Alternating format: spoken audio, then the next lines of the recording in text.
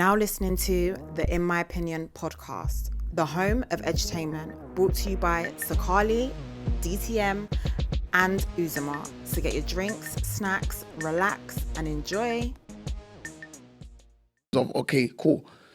If I do this, be consistent. That's what everyone will say. You probably make it through because of how big social media is, yeah? Compared to like back in the day. Like you were saying, we only could watch like comedies when we rented out DVDs and all that VHS stuff. Yeah? and all that, So yeah. do you feel like, obviously, this day and age and how social media is impacted like maybe some of your decisions? Or if it was back then, would you have made that same like leap decision? I think it depends on passion, to be honest. Yeah, like at some point, I was so passionate about doing this that I kind of was ready to become a fugitive, to be honest. Yeah. I was ready to skip home to do what I wanted to do. Yeah. So, but I mean, I'm lucky because of social media advent that I was able to do it from my comfort. But like, I feel like if I was not let to do it, even regardless, I was gonna pursue it regardless. I was gonna. If it was in the days of Night of 1,000 Laughs, man, I'm gonna skip home to audition, to do all those type of things. Yeah, I think I was. Wow, that's really dope. And that shows it's not safe as it was anymore. A lot of people can't do that, but like. Shout out to Mark Zuckerberg, man. I mean, because social media has made it more easier. Yeah. No, and I like that passion. And also, like, we're looking at, I don't know if it's the same, I kind of wanted to know this, like, with like, the way the landscape of comedy is in Nigeria compared to like, America. So obviously, they currently have this ongoing, I don't want to say debate, but this issue. So you have the traditional comedians who, from the grassroots, went through the circuit, done the stand-up, go to clubs and all of that and work their way up. Then you have, obviously, people that you might want to call social media, that kind of blew up on social media. So I guess you would fall into that category, right? Yeah, sure. But so the old traditional comedians, they're not as acceptance because of the guys that, comedians that blew up online, because they kind of felt like it was a shortcut, right? Because essentially you guys have come along and just went straight to stardom overnight, and you're getting all the gigs and you're getting all the bookings. So you have that disconnect there. Yeah. Do you have that sort of similar issues in Nigeria as well? Not really, but I think the sentiments are there, but it's not an issue in Nigeria. Right. But I kind of feel, it's for the older comedians, the feeling is legit, to be honest, because when you're just from 0 to 100 in a short time is like, because to blow up back then you have to work. That's like a graft. Yeah. So it also helps with perfecting the craft. But because it feels like there are a lot of people who are popular today in the comedy scene that kind of still need like some work to be done. So a lot of older comedians will point that out that back in the day you are not allowed to be perfecting your craft while doing you need to come correct. So the feeling is legit. But I mean, I think Nigerians are very adaptive. So with the advent of social media, you have a lot of comedians who did the stand-up then now even more active on social media as well. So I get what you mean. I get what you mean. That's I think that's what I like about, like he's saying, like Nigeria is very adaptive. Like it's like you have to move with times. Yeah, for sure. You know what I mean? Because you can still see even in like some of the movies, some of the like they're intertwining with each other, like the new school comedians, like they're interacting with one of the with the old ones. So that's the good thing which I like about Nigeria as well. They're always evolving all the time. No, that's really dope. And in terms of have you been on stage? Have you done stand-ups? Or you're still kind of like, are you working? Well, what's that? Yeah, as Layi Wasabi, I've never done stand-up, to be honest. But it's something I'm going to do, but I'm still putting the work in. Because if I'm going to come to do stand-up, I'm coming correct. That's really where that's really, is it like, they're going about how crazy it is to be on that stage and try to get people to laugh from all different. But for true comedians, stand-up comedy is like the holy grail. Stand-up comedy is that. I'm a comedian now. I've arrived. I've finally arrived. It's away from being content creator. No. It's selling out shows. People are paying money to see you. They're not scrolling their phones. Because at some point when you have a good stand-up following, it feels like these are your church members and you are the pastor. Yeah, you're the pastor. That's the feeling I want to get. And do you reckon that is that the same goal for a lot of the content creators that's in the comedy space, or that's just something you're like thinking, okay, do you feel like until you've got into that point, this whole journey in itself isn't really what it is? Do you feel that way? Yeah, I feel like that. To me, stand-up comedy is just like, I said stand-up, content creation to me is just phase one. I feel like is the beginning of what I want to be. I think it's like also the process into becoming the kind of comedian that I want to be. The kind of comedian I want to be, I mean, I want to do shows. That's what I want to do till my old age. Yeah, selling shows, coming to see people coming to see me rather. People coming to see me, you know, talking to people live and getting that live reaction from an audience. There's nothing that's going to beat that feeling, to be honest. Nah, that's dope, man. That's that's... If I do show in London, people come and... Oh, of course, man. It should be good though. Would we come and do what? Perfected material. Do we, what? I'll be front row. I believe. Just don't crack on me, please. You know, I know you comedians. You like to. It's never safe in the front row. I know the front row is never safe. But I mean, that's where all the banter happens. They get onto you the front row, man. Yeah. Who would you say your top 5 comedian is of all time? Top 5. Oh wow, that's hard. It doesn't have to be any restriction. I'm talking all around the world. Top 5. All around the world. So there's definitely gonna be Chris Rock. Jeez. Chris Rock, Dave Chappelle. Yeah, I've seen him. Chris Rock, Dave Chappelle, Eddie Murphy. Woo. Bovey. Oh, Bovey. And Bovey's Kevin funny. Hart. Kevin Hart. You like Kevin? Yeah. I don't know why a lot of people don't rate Kevin like that. Why is that? A lot of people don't think he's funny. Well, to be honest, I just started like, you know, I just got on the Kevin ship like 2-3 years ago. When I actively became a student of comedy, then I realized, you know, this man is really, really hilarious. He's hilarious, man. But I mean, a lot of people might not, you know, be on the Kevin wave because maybe he does a lot of animated humor, like he does a lot of physical comedy. And, you know, it could be distracting for a lot of people. I've heard people complain that, you know, he does too much, but I don't think so. I think he's very, very, very funny. I think he is. I think Kevin's funny. I've seen him live, and I think he's really funny. You have, innit? I've seen him live a couple of times. I think it's funny. That's the dream I have. I mean, like, that would be dope. If any of those comedians come to the London in my stay, I might have to postpone my flight. Yeah. To be honest. I would. Let me tell you the maddest thing that's happened, right? I got one of my guys, we go to a lot of these stand-ups together, right? And we get each other tickets, like, but to exclusive shows. So I mean, randomly one time, I think it was like last month, I think it was, yeah. Early last month, I was at work, bored, thinking my week is so slow. And he just messaged me like, listen, you want to go to Dave Chappelle? I said, excuse me, where? Dave Chappelle care. I said, there's no Dave Chappelle anywhere. Like, I don't know what you're talking about. Dave Chappelle, I've not mention Dave Chappelle? Sorry? Did I mention Dave Chappelle in my top 5? Yeah, you did. Of course, he's there. You mentioned him. You mentioned him. Yeah, you did. You did. He's the one for me personally. Yes, definitely I will. Because I'm like, I would know if Dave Chappelle was coming to London because I stay on that. But then I found out he had a secret, so it was like a secret, intimate stand-up he was doing, right, in central London, like a little small venue. And he was like, I got 2 tickets. What are you saying? I'm like, what do you mean, what am I saying? Time and day, I'm there. And it was on a Thursday. So I find myself not having nothing planned for that week. And I'm here, front row. Dave Chappelle's right, like here. Dave Chappelle's right there and I'm here. And he's performing. Can you tell some of the jokes, please? No, I can't. They took all our phones.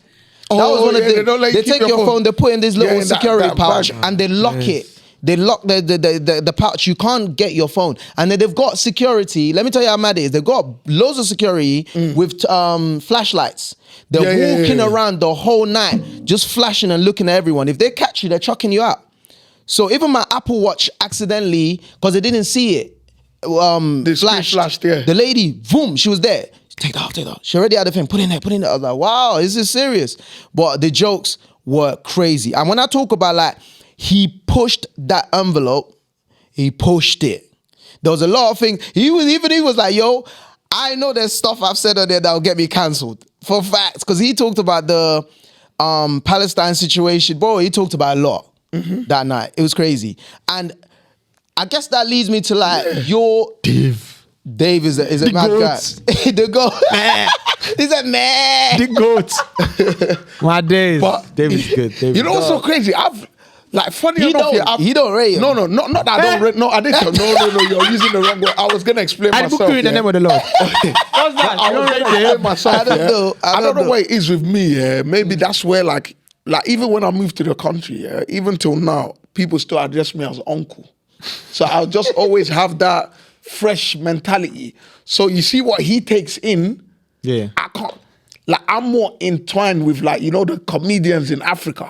That's what I watch. But him, he's more advanced. But I don't know what it is with me. Maybe it's like I struggle to expand my palette.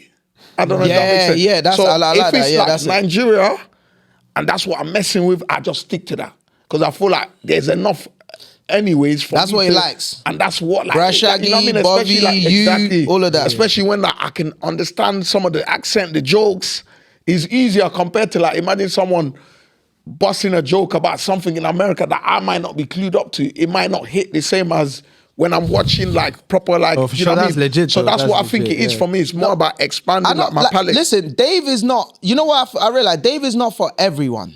I've come to realize that. Because with Dave, you're not gonna, you know there's some comedian, you lot have like this, I'm not an expert, but I know you lot have like this timing. There's different comedians who timing is bam, bam, bam, bam, bam. You know bam, what bam. I like? I like that the fact that he doesn't enjoy Dave Chappelle, he blamed it on himself. On himself. Yeah. I'm the one that my palette is not wide enough. Yeah, it would be different if he said, I don't think Dave is. No. That would be different conversation. We're not gonna it's let your him finish palette. that. I'll tell them to remove his mic. I'll tell them to remove his mic. He won't get that. Work on your palette. Yeah, you need to work on your palette. No, That's 100%. fair, Maybe if you invite me to one of these shows now, when you get I'm not gonna waste my money to do that. Dave's ticket. Listen, Dave Chappelle's tickets are not cheap, bro. That ticket even alone was like 160. Swear. That one alone was like 160, bro. It's not for the faint-hearted, bro. Yeah. Because I guess it was an intimate show, innit? Yeah, that's actually cheap. Paying 160 to see a comedian, you better be funny. That's actually cheap. You have to. Yeah. Standard, you're paying 250. Last time when I went to see them, him, Chris Rock. Remember I've seen comedy. Him and Chris Rock, they done like a giant thingy together. After that slap, when Will Smith went and slapped, they done like that a giant. Him, Chris Rock, and there's somebody else. Kevin Hart. Kevin Hart wasn't there. No, Kevin Hart wasn't there. It was just. Oh wow, I knew about. I told that Kevin and. Yeah, it was just. I know, but I think that was only America. Oh really? Okay. Yeah, but the Dave and Chris Rock one, they done like a world, and that was like amazing. That was like 250. So it's no joke. But anyways, so I mean, I was gonna hit. So the question I was gonna ask actually. So your style of comedy. Once you do what you're perfecting, what are you working towards? Are you working, because Dave, to me, I feel like he's like a storyteller. Yeah. And he picks when he wants you to laugh, which I feel like that's where his genius is at. Like he's gonna choose when the audience is gonna laugh. Like his punchline, he decides when it's gonna could be. be telling a story and say, "Don't worry, it will be funny. Don't worry. It will be funny, literally. I'm still gonna be funny. Just wait." Like he's a next level type confidence is crazy. But so with what's your craft? What are you sort of like? What do you feel like you're leaning towards in terms of your personality and your craft? I think it's a mixture of two. Yeah, I think to be commercially successful, you have to be more like Kevin Hart. Yeah, where you're just animated a little funny bit. right at the back. Right at the back. Okay, right off the gate. Yeah, I start to laugh because like I think for Dave Chappelle, you have to be a lot more of an artist to kind of understand this P. That's right. Yeah, and not a lot of people have that time to be artistic with your type of comedy. But for Kevin Hart, you just right from the moment you're on stage, it takes that kind of comedy to sell out the MSG, to be honest. That so is if you true. want to be successful commercially as a comedian, you know, but the artist in me, you know, is more in tune with Dave Chappelle. Dave Chappelle, yeah. Because like that is the form of comedy that you see as legendary. It's the kind of work that you do and say, I don't think anybody can do it. Can do that, yeah, And yeah, to be honest, it's a little bit egotistical, you know, because even Dave feels like, you know, he knows that my colleagues can't do this. I've heard him say it before, So that's an egotistic feeling that I want to get. To be honest. That's when you know you're there. Yeah, that's when you know you're there. So that's really cool. But I mean, it's just finding I think my style at the end of the day is why I've not started stand up, because I need to find my style, whatever I'm comfortable with. But whatever it's gonna be, it has to be, because I actually want to speak truths. At some point. So it's gonna be the fine line between Dave Chappelle and Kevin. I love that. That would be a perfect blend. I'm excited for it. You know what? Deep down, I was hoping you land there. Yeah. So I'm so glad you said that. I'm really glad you said that. And I'm looking forward to it. Okay. Also, I wanted to ask, obviously, because he was talking about these comedians obviously telling you to, like, they take your phones and stuff like that.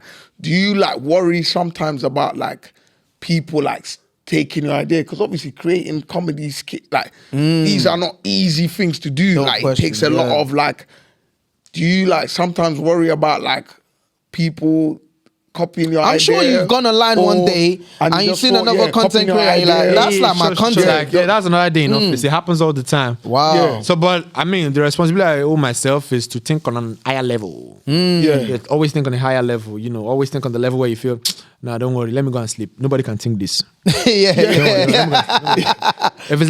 it's easy to come, my dear, quickly shoot it because it will easily come to another person. But when you're operating on the level, you know, don't worry, listen, no worry. So literally, you need to get the idea and just. I think what he's talking about is like the level of the creativeness that he's coming with is so unique that he doesn't need to worry about that. Yeah, it's hard. It's gonna be hard for someone to try to replicate. If I see my content from another content creator, I just feel like this girl's way of telling me, don't worry, don't do it. It's easy comedy. It's easy. Yeah. I see what you mean. I like that. Wow. So, what I'm getting from you is like you're more on the angle of like, I want to push out less, not too much, but like proper good stuff. Yeah, good stuff. Not like let me just. And I rate your insight. Thing, you know. No, but I also like his insight though, in terms of like, if you're, and I think that can apply to anyone in any field that you're doing. Yeah. So that's like, if you, whatever you're doing, if you find somebody else copying it and they're also doing it just as well as you, that actually means you need to do more work. Yes, exactly. And I think that's his point. And I love that mentality. That mentality is dope because then it pushes you to be able to get to a level where you're operating where people, like Dave, where people can't replicate what you're doing. Yeah. It's just like, they just have to have no choice, but just every time when they see it, you just do this. They just give you your flowers. And I rate that. Moving on from that though, right? One thing we've seen, especially us from here, obviously we're not back home, we're not sure how things are like on ground. But one thing we see a lot is like, especially like we're talking about the older comedians that people like, legend. For example, the one that broke my heart the most, like Mr. Ibu, right? These man that we grew up on these guys. Like I wasn't born here, you know, I was born in Nigeria. These are people that we used to watch from, I can't remember. These are really, they raised us. And it saddens me to see like, he had some he had health issues and I think they had to amputate his legs and stuff like that. And they were doing GoFundMe online. And even when he's passed, like recently, they're trying to also raise money for his funeral. And that's just one example that's popped in my head. And I know there's so many others. Why is that when it comes to like financially, like these guys have been on screen for 30 plus years. How are they not able to, I don't know, is that something you can shed a light on? Why do you think that is? Okay, I think it was not as easy as it is now. It's easier to make money from movies and entertainment now than back in the day. So, you know, a lot of people that did it then did it for the passion and for the love of it. It's why it starts sometimes when I see veterans that, you know, are struggling to meet up with the finances needed to take care of themselves. Yeah, so, but I think now, the fact that there's more investments in the entertainment is one of the things we enjoy. Right now, there's Netflix in Nigeria, and Netflix even commissions a lot of projects. Wow. You have money to shoot good movies, to pay actors. It wasn't like that back in the day. Back in the day, you have one camera, two cameramen. That's right. You know, people doing movies for, in fact, no money. No money, yeah. You have people who are extras just doing and it the quality was dead. But you know what's but it was raw talent though. But I prefer, you know what the maddest thing is?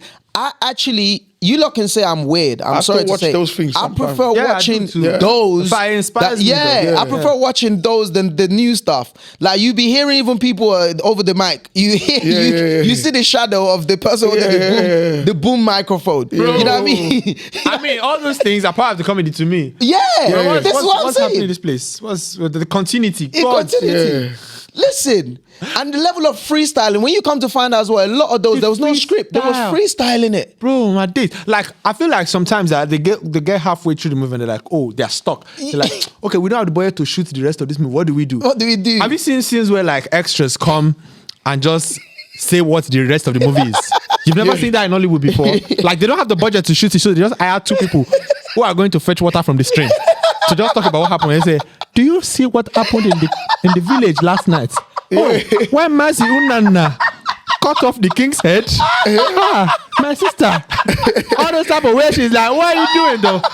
We can see that you don't have the budget to shoot that part.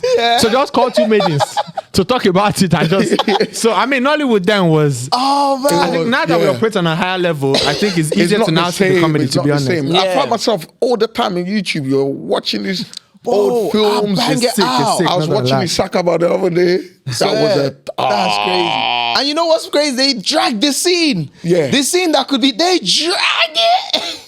And you know what's so crazy now, yeah? I'll tell you something. It wasn't cool to be African back in the day, especially in this country. In the UK, yeah. Now it wasn't cool, man. So, we went for a lot. It's so embraced to the point that if you don't add like, even like before the kids that were born here, it was more of like they were even claiming to be Caribbeans or whatever. Yeah. But now it come like a lot of, if you're not adding African lingo or whatever to the content, it's not hitting. Do you know what I'm saying? And a lot of these inspirations, they're still coming from this old school, the old school, like 100%. movies and stuff. Even 100%. Sometimes I'll sit here, I'm saying stuff to them like on the pod where I used to say to myself, I'm from Ekulobia. I heard that in Isakaba. Ekulobia. Ekulobia. You know when they call it, said the streets of Ekulobia. It's somewhere like, it's like a village in the eastern part of Nigeria. But I used to say things like that, but these are all like 100%. from all these old school like, which brings a lot of, We grew up off of it. Sure. So, but I guess you could say that they paved the way. I'm guessing for you guys to be able to kick down the door for you guys to be able to, sure. Yeah. But in terms of on your journey doing what you're doing, what would you say some of the struggles, some of the challenges you faced? What would you say that is? So to be honest, I think I'm privileged because I also entered content creation at the right time, where there was a lot of spotlight. Like I said, like post-COVID was like a game changer. Yeah. I think that's when brands started to know the impact that influencers have on social media. Yeah. And we're willing to pay good money for it. So but for me, I don't think I struggled as much as to call what I faced a struggle would almost be like an insult to people that actually struggle. Yeah. Do you get like, for me, it was just the barest things, like being able to be consistent, just trying to find the right ideas, knowing what to do, having backlash on some content, knowing how to fine tune your content. So it wasn't so much of a struggle because already entering into content creation, I kind of knew what I wanted to do. You knew what you wanted to do. Yeah, so I didn't really... But you mentioned backlash though, like what was one of the craziest, just name one of the craziest backlash you had. What content was it? So I think I did in my head it was funny at the time. To a lot of people it was funny still, but I realized how, sensitive the Nigerian community could be. So back in the day when I was still starting, I did a skit on Jesus. And Nigeria is a very religious... Why would you do this? Why would you do this? That's crazy. So I mean, in my head, I didn't see anything wrong with it. It was. What was the content though? What was it? What did you do? It was me, acting like the title of the content was POV Jesus as a toxic employer. I should have been laughing. I did like 3 scenes. There was a scene where I did, where I made Peter was one of Jesus' disciples. Yeah. The disciples then didn't collect salary or anything. Because they were all following Jesus free of charge. Do you get? So I did a scene where Peter was sick and wasn't able to come to work. Then Jesus was like, let us heal him. Let us heal him. Then he sent his healing to Peter. So there will be no excuses though. So I did the content. It was funny to me, but Nigerians didn't appreciate it. They didn't appreciate that. Oh my god. What sort of blasphemy is this? Wow. Bro, I had churches commenting on my post. So I knew, okay, maybe this is not the audience for it. Or maybe there's a way I could walk a fine line for this type of content. Funny though. Nigeria is. I don't know why people are like Jesus. I said so. You know what's so crazy? My sister. It's the community. Listen, if you've been given the gift to be able to make people laugh, it came from somewhere. You know what? I almost said it. I almost said it that when people were like, you can't be cracking jokes about this. I was like, Jesus Christ gave me this idea. Exactly. I almost said it. I almost said that this idea is from the Lord. What do you think? But I was just like, just acknowledge the community and just let it go. I could crack all the jokes. So Nigerians are, I don't know. I know what you mean. They're very religious. Because my sister just came back here, so she went church with my dad. And I think she said something, she had to leave, because she was that upset. Because I think she didn't tie her hair or something. Or I don't know if she was wearing like a dress and literally they went to her like, oh, you're not dressed appropriate and this and all that. And she had to, she left upset. What? Whoa. What church is this one now? It was somewhere in Abuja. Oh, Left off- really? Yeah, Because but you I'm didn't just, tie her hair, yeah? yeah, but to what he's like, No, the they- community, the yeah. religious community in Nigeria. But then, is serious. do you reckon it still is like that till like right now? Yeah, It's for still sure, like that. for sure. Wow. they don't play with. Oh my God. The Lord, no. the Lord, they do not. They don't joke with the Lord. Yeah. Ah, that was funny, man.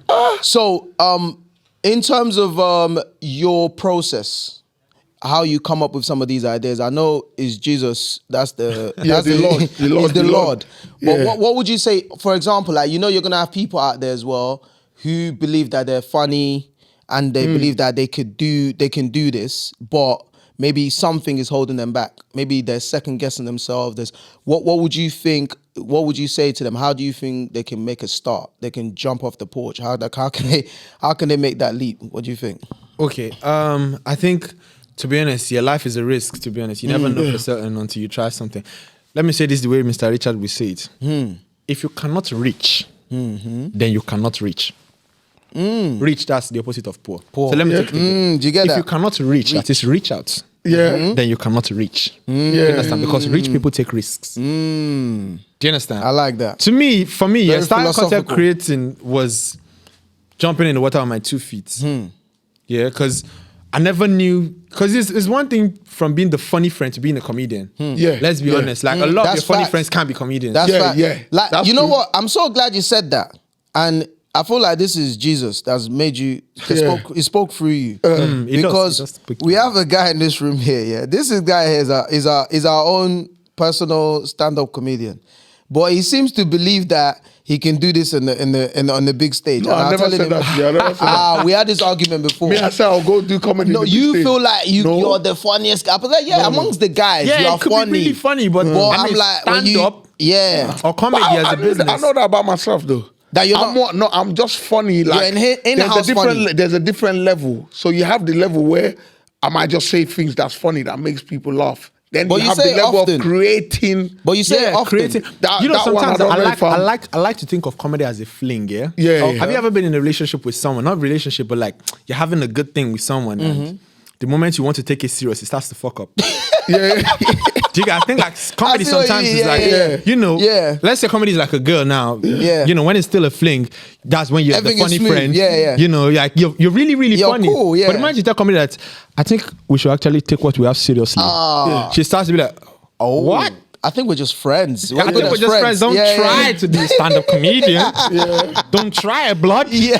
So yeah, I think sometimes comedy could be a fling for most people, but it was just me having to pop the question with comedy. Yeah. That I want to take you seriously. What do you think? What do you should do? Do I have a shot? Yeah. And she was Comedy like, said, I just do. try it. Let's I don't try know. it. Let's see how it goes. So yeah.